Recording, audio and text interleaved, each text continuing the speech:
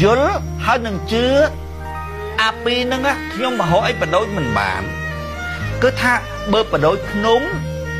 ហើយនឹងដបោកមិនត្រូវវាស្តៀងដែរប៉ុន្តែមិនត្រូវគឺថាអាមួយទៅអាមួយនៅមកអត់ដូចភ្នំហើយដបោកទេមិនធំហើយទូចអញ្ចឹងទេ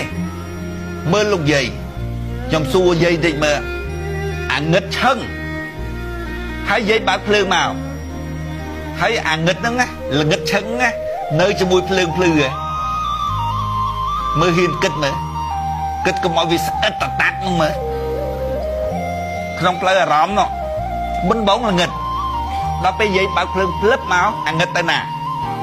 អាងឹតទៅបាត់ហើយយល់ទេអាជឿនឹងងឹតឆឹងអញ្ចឹងយល់អត់ងឹតឆឹងអញ្ចឹងហើយអាយល់ហ្នឹងភ្លឺដូចគេបើកភ្លើងមកនោះយល់អត់បងប្អូនទាំងអស់គ្នាយល់អត់ហើយបើអត់យល់ទៅហ្នឹងត្រូវសម្គាល់ដឹងថា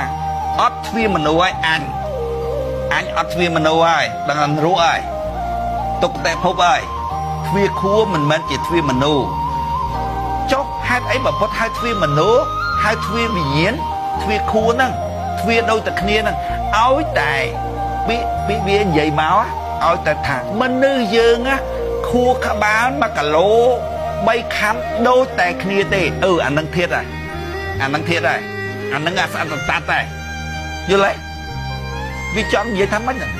វាចង់និយាយថាខួរក្បាល1គីឡូ3ខាំដូចមនុស្សដែរ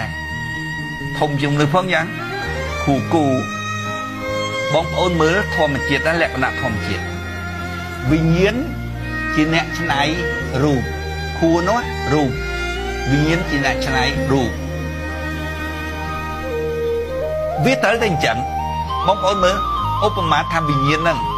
បាសនាជាវិញ្ញាណហ្នឹងដូច memory 2G ហើយច្នៃខួរហ្នឹងឡើង 20G អាឡុងគិតអត់កើតយល់ទេខួរហើយបានវិញ្ញាណចូលទៅគឺថាលង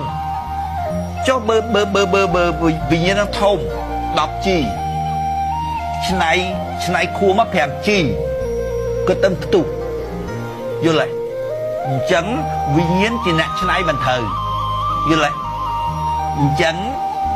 ងាប់ដាច់ខ្យល់ពីគូភ្លឹបមកស្រាប់តែចេះគិតហ្មងបើកាលពីមុនបងខួរគោចេះគិតប៉ុណ្ណោះយល់ទេដល់ពេលវាមកកាត់ជាមនុស្សខួរមនុស្សហ្នឹងក៏ដូចខួរគោដែរអញ្ចឹងហើយអញ្ចឹងហើយហេតុផលអានោះហេតុតែមិញ